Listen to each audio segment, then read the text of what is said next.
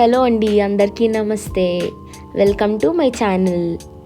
ఈరోజు నేను ఈ వీడియోలో చూపిస్తున్న ఒక ఓల్డ్ సోఫాకి ఒక మంచి మేక్ ఓవర్ ఇద్దాం అనుకుంటున్నాను. అది కూడా నా 200 రూపీస్ బడ్జెట్లో. నేను దీన్ని బ్రౌన్ కలర్లోకి పెయింట్ చేద్దాం అనుకుంటున్నాను అనమాట. ఇది ఒక ఓల్డ్ సోఫా. దీనికోసం అయితే నేను పెయింట్స్ తీసుకొచ్చాను. అది నార్మల్ పెయింట్ షాప్లో దొరికే పెయింట్సే.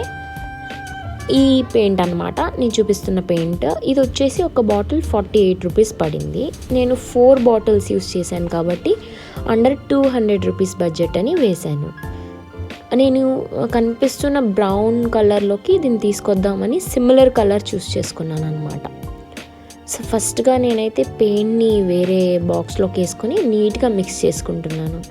ఎందుకంటే ఈ బాటిల్లో నేను కొన్న పెయింట్ బాటిల్స్లో అయితే పెయింట్ బాటంలోనే ఉంటుంది కలర్. సో దాన్ని బాగా మిక్స్ చేసుకోవాలి. మనం బాగా మిక్స్ చేసి ఒక కోట్ వేసి చూద్దాము, చెక్ చేద్దాం అని చెప్పి నేను నీట్గా మిక్స్ చేస్తున్నాను ఫస్ట్గా పెయింట్ని.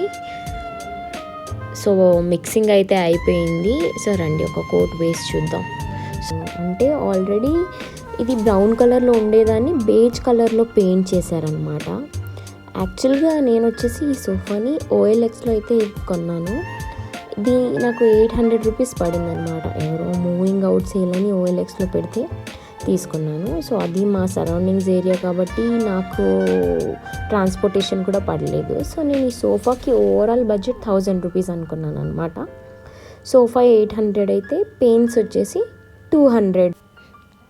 సో ఒక కోట్ అయితే వేశాను. దీని అవుట్లుక్ ఇలా ఉంది.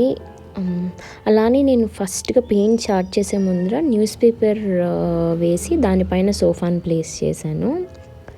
సో ఎందుకంటే మేము ఇప్పుడు షిఫ్ట్ అయిన హౌస్లో డోర్స్ అండ్ విండోస్ అన్నీ వచ్చేసి బ్రౌన్ కలర్లో ఉన్నాయి. ఇది కూడా నేను బ్రౌన్ కలర్ థీమ్లో చేద్దాం అనుకుని ఏదో నేను ఫస్ట్ టైం DIY ట్రై చేస్తున్నాను అనమాట. అది సోఫాకి. యాక్చువల్గా ఇది నా బడ్జెట్లో వచ్చింది. నేను ఇల్లు షిఫ్ట్ అవుతున్నాను కాబట్టి నేను చైర్స్ తీసుకుందాం అనుకున్నాను. చైర్స్ ప్రైస్ కూడా ఏం తక్కువ లేదు.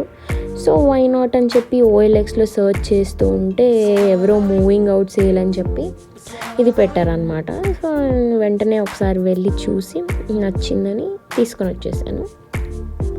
అప్పుడు అనిపించింది నాకు దీనికి పెయింట్ చేసి ఒక న్యూ లుక్ ఇద్దాము అని. ఆల్రెడీ వాళ్ళు వేసిన పెయింట్ అంతా పోయింది, లేయర్గా వచ్చేస్తుంది. సో ఇదైతే బాగుంటుందని చెప్పి నేను ఇది తీసుకొని వచ్చి పెయింట్ వేయడం స్టార్ట్ చేశాను నేను నీట్గా.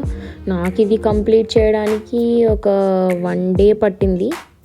లైక్ 1 ఫుల్ డే తీసుకున్నాను. మళ్ళీ ఇది డ్రై అవ్వడానికి అయితే 2 డేస్ పట్టింది.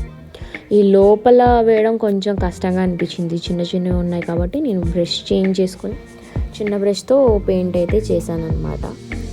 చూద్దాం ఎలా వస్తుంది అని చెప్పి. నాకైతే భయం వేసింది, ఈ పెయింట్ బాగుంటుందో లేదో కూడా తెలీదు. నేనైతే ఊరికి తీసుకొచ్చి ఒక ట్రై చేద్దామని చెప్పి ట్రై చేస్తున్నాను. చూద్దాం ఫినిషింగ్ ఎలా వస్తుందో మీతో కూడా షేర్ చేస్తాను. ప్లీజ్ నా ఛానల్కి సబ్స్క్రైబ్ చేసుకొని సపోర్ట్ చేయండి. అలాగే వీడియోని లైక్ అండ్ షేర్ చేయడం ప్లీజ్ మర్చిపోకండి.